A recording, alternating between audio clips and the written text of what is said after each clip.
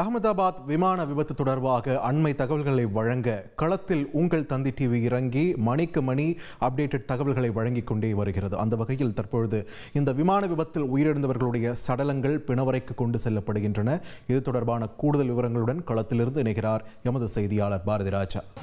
அகமதாபாத் ஏர் India விமான விபத்தில் உயிரிழந்தவர்களின் உடல் இங்கே சிவில் மருத்துவமனையில் வைக்கப்பட்டிருக்கிறது.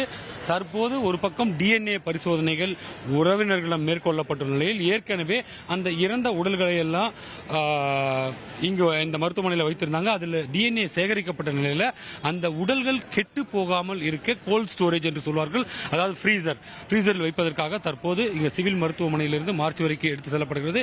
இதற்கான பிரத்யேக என்றால் இதன் உயிரிழப்பு எண்ணிக்கை என்ன என்பதை பார்த்தால் 240 தாண்டி இருக்கிறது. ஏற்கனவே விமானத்தில் மட்டுமே 241 பேர், அது போக சிவிலியன்ஸ் என்று சொல்வார்கள். இங்கு மருத்துவக் கல்லூரியில் இருந்த மாணவர்கள் 5 பேர், ஒரு மருத்துவர், அவரது மனைவி என 248 பேர் உயிரிழந்திருப்பதாக அதிகாரப்பூர்வ தகவல் இருக்குது. இது தவிர இன்னும் சிலர் காணாமல் போயிருக்கார்கள், அவரும் உயிரிழந்திருக்கலாம் என்ற தகவல்கள் எல்லாம் இருக்குது.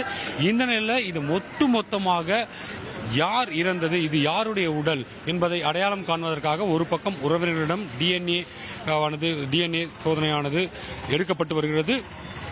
மறுபுறம் இந்த உடல்களை பாதுகாப்பாக எந்தவித பிரச்சனையும் ஏற்படாமல் இருக்க குளிர் பெட்டியில், அதாவது ஃப்ரீசர் பாக்ஸில் வைப்பதற்காக கொண்டு செல்லப்படுகிறது. அந்த காட்சிகளைத்தான் நாம் பார்த்து கொண்டிருக்கிறோம். 200 உடல்களையும் இந்த ஃப்ரீசர் பாக்ஸில் வைப்பார்கள். ஒவ்வொருவரது உடல் அடையாளம் காணப்பட்ட பின்னரும் அதற்கான எண் கொடுக்கப்பட்டிருக்கிறது. இங்கு டிஎன்ஏ சாம்பிள் எடுக்கப்பட்ட எண் அந்த கவரில் எழுதப்பட்டிருக்கிறது. அந்த எண்ணின்படி எந்த உறவினருடன் டிஎன்ஏ மேட்ச் ஆகிறதோ அந்த உடலை அந்த சம்பந்தப்பட்ட உறவினருக்கு வழங்குவார்கள். அதுவரை இந்த உடல்கள் அனைத்துமே ஃப்ரீசர் பாக்ஸில் தான் இருக்கும்.